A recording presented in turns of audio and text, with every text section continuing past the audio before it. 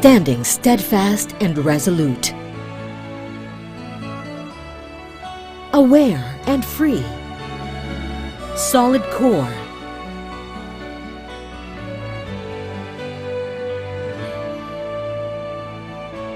firm in spirit,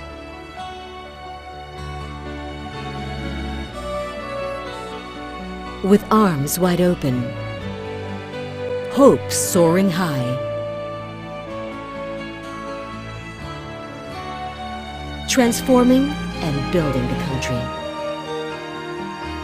moving through boundaries, exploring new possibilities, carving and creating change.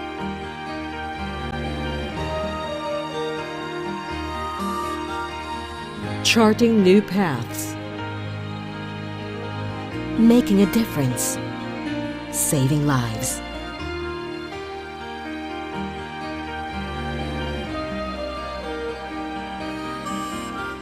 Iskolar ng Bayan.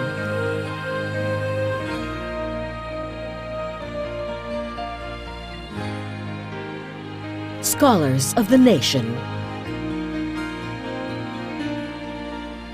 Patuloy lumalaban.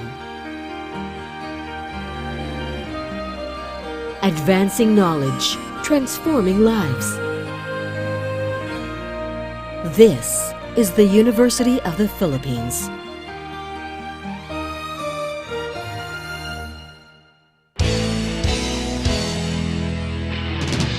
Woven into the fabric of the Filipino nation. UP, shaping the minds that shape the nation.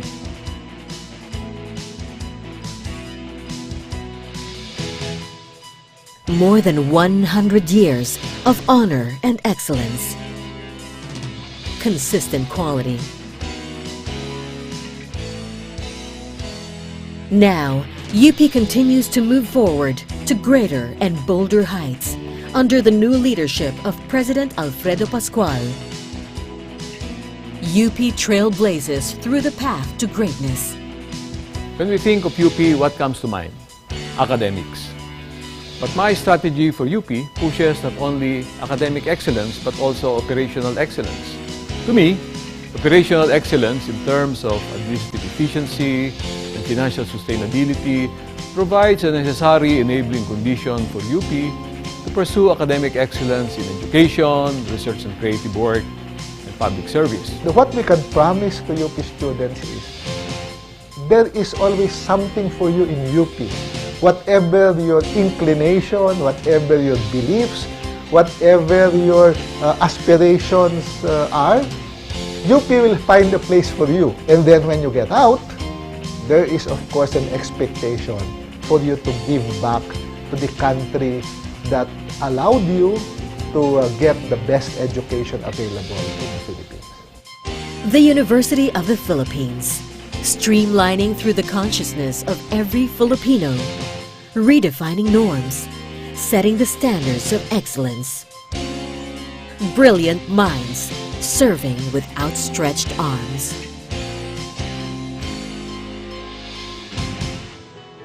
We believe that UP should be internationalized because an internationalized UP will be a better or in a better position to produce graduates who are internationally oriented and have the competence to assume leadership roles not only in the Philippines as the country competes globally. The remaking of UP as a great university can only be achieved through our united effort and our individual and collective recognition that we are one UP. We are one UP guided by one charter, upholding the same tradition of honor and excellence, serving our beloved nation.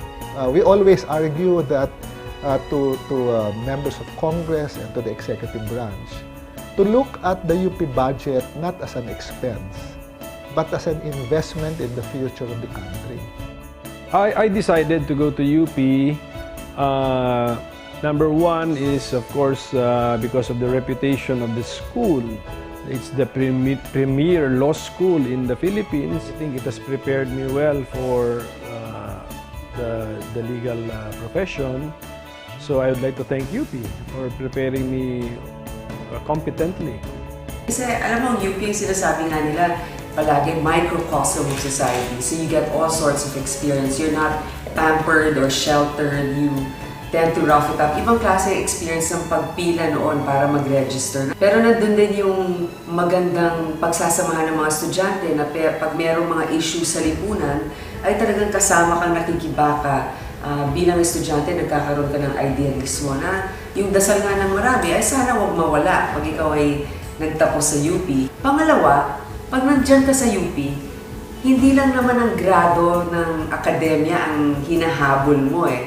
Pati na rin yung paano ka, how will you cope with the system, di ba? It's not that easy. Aminin na natin. This is the bigger role of UP, I think, aside from just giving quality education to our young people. Okay. UP must produce leaders. My early UP education helped to create a more competitive attitude on my part. At saka yung laging ko, kailangan number one at ita. Yung anumang bagay, no? Hindi lang sa school. And that stems from the fact that most of them are people from poor families who strive to do better from where they came. And because of hard work and persistence, they succeed.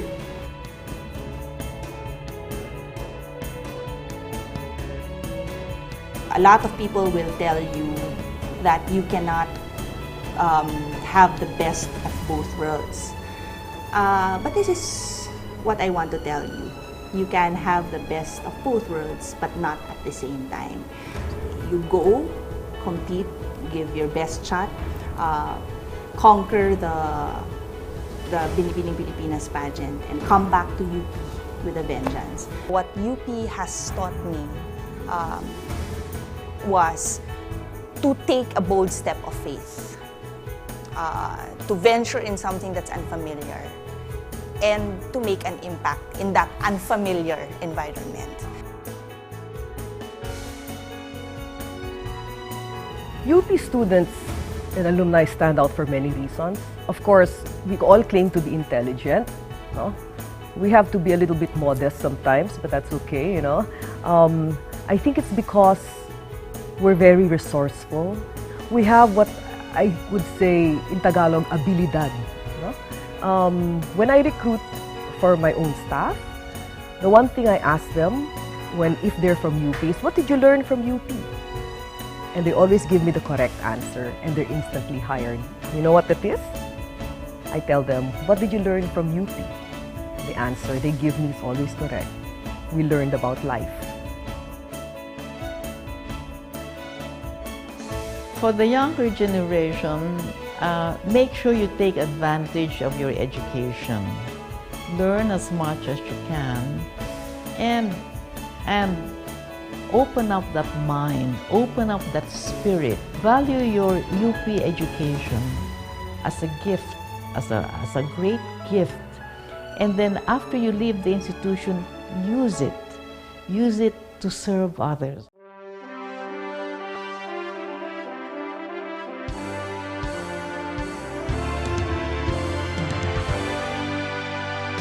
UP Manila is the national university for the health sciences. And as such, teaching, research, and extension services in this campus have a national mandate, no? Not just to train young people, provide continuing education to professionals in the health field. We also need to do research that would have impact on the national health situation. The Philippine Genome Center is the one that's taking the lead right now. And the Genome Center is actually supporting projects that will translate to the needs of the Filipino people. And the Genome Center does not only handle health, but it cuts across health, agriculture, biodiversity, forensics, and ethics and legal issues.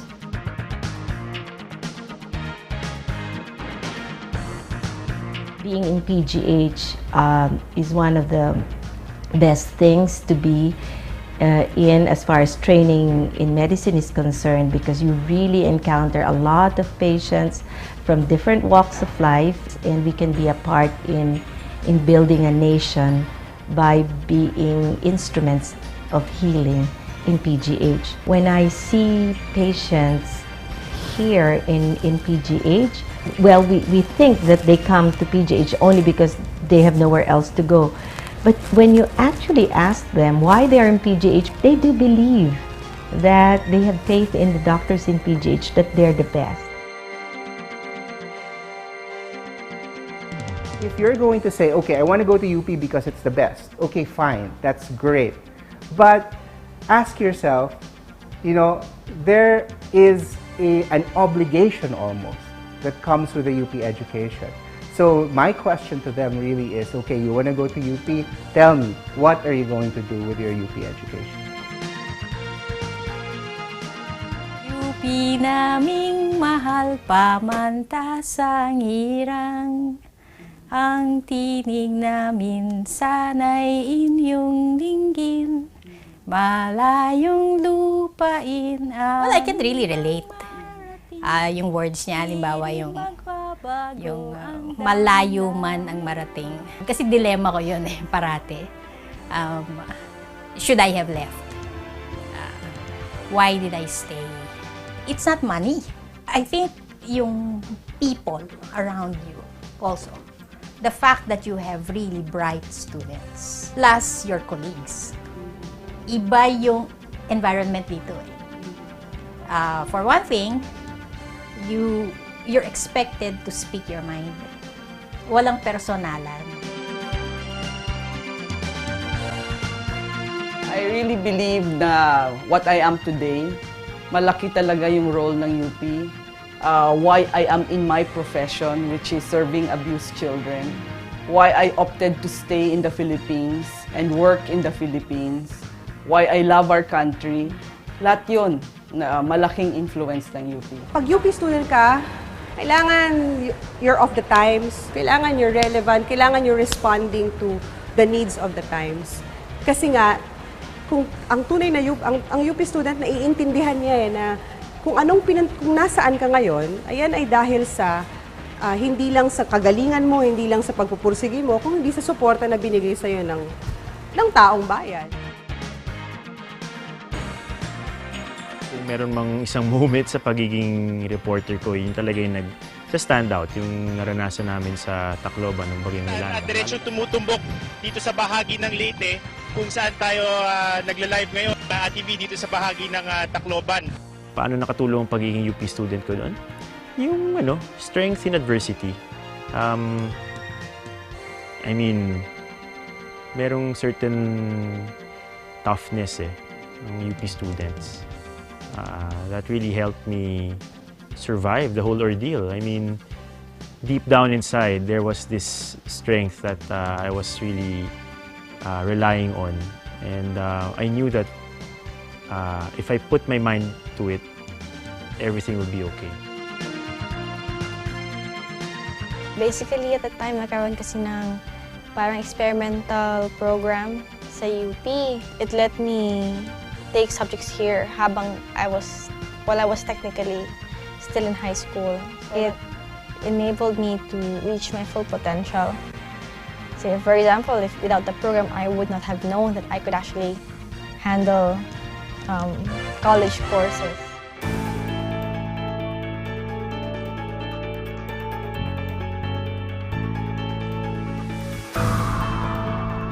As I strive to honor the ideals of the university, nakita ko na hindi lang pala academic excellence, but also,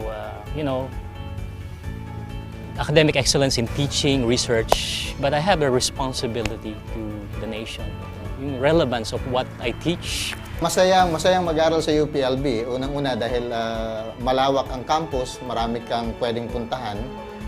Pangalawa, yung interaction sa iba-ibang estudyante na galing sa iba-ibang lugar. Very rich kasi ang culture ng Los Baños. Pangalawa, meron ding mga very active na interaction hindi lang sa estudyante kundi sa mga teachers. The lab exercises are very much ingrained into my mind. Hindi nalilimutan yun kasi may practical application na yung mga theories mo. So ito yung advantages ng ginagawa namin dito sa University of the Philippines at Los Baños. Ang kagandahan ng UPLB, nandito yung Mount Makiling. Kumbaga, meron kaming living laboratory dito na both for students and researchers, andyan lang siya. At the same time, Mount Makiling is the most biologically well-known among all mountains in the Philippines. Worldwide ito.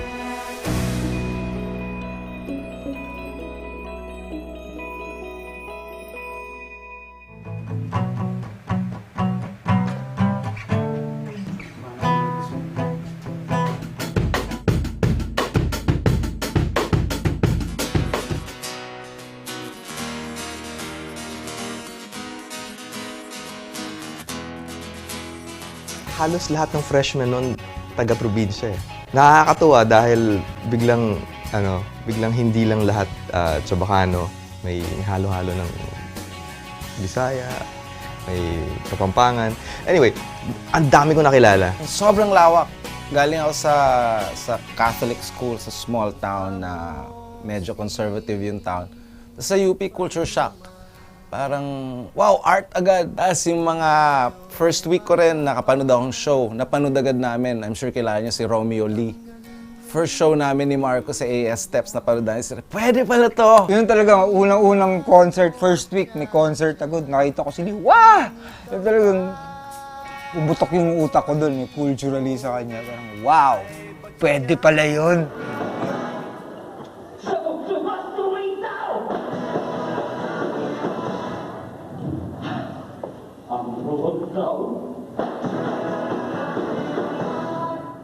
I think the first 3 or 4 albums ng Heads tungkol sa UP eh. Sinulat sa UP. As in literally, doon kami nakatira eh. Lahat kaming 4, dormmates kami, di ba? I'm sure nagsisip in yung UP doon kahit papaano eh. Yung campus, yung buhay sa campus. There was a song there called Pare Ko. Yun yung naging parang favorite sa campus. Pare Ko. Naging parang hymn ng mga tao. Diyos ko, ano ba naman ito? Di ba tangkiya? Nagukatong tanggap. So naniniwala kami sa power ng music. Tapos yun yung binigay ng UP na superpowers. Proud ako.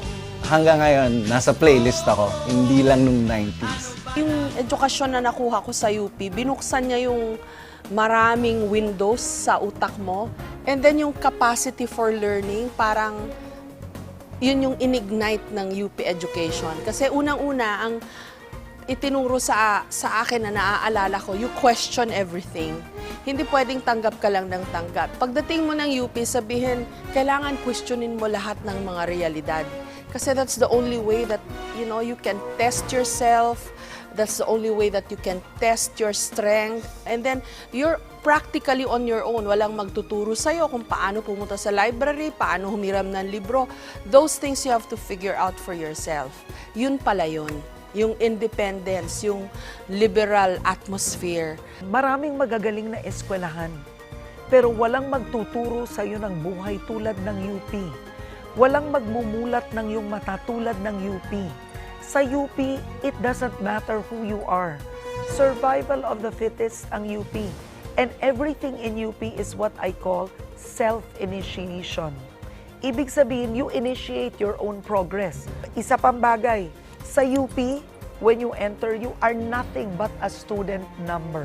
Kasi sa pangalan pa lang, pag narinig na UP graduate ka, kuha mo na agad yung attention eh, nung pinag-a-applyan mo ng trabaho.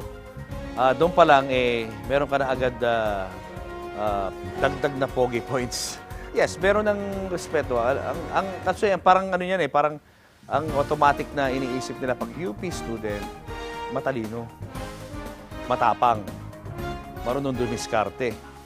Kaya napakadaling makahanap ng trabaho. Ibang-iba akong tao kung hindi ako nag-UP.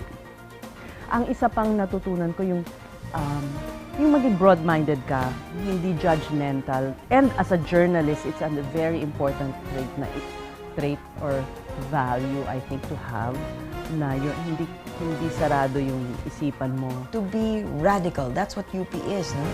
Basically, UP tries to think outside the box. So the students have to be outside the box thinkers. And that's the sign of creativity. And the moment you question, you begin a thinking process. And that's what UP wants to develop. Thinkers, people who think, people who use their brains, because after all, if you don't use your brain, who will?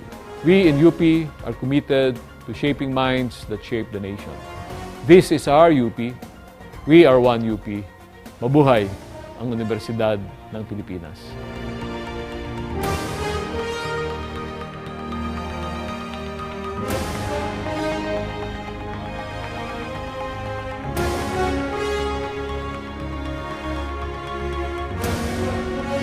This is UP, scholars of today, leaders of tomorrow.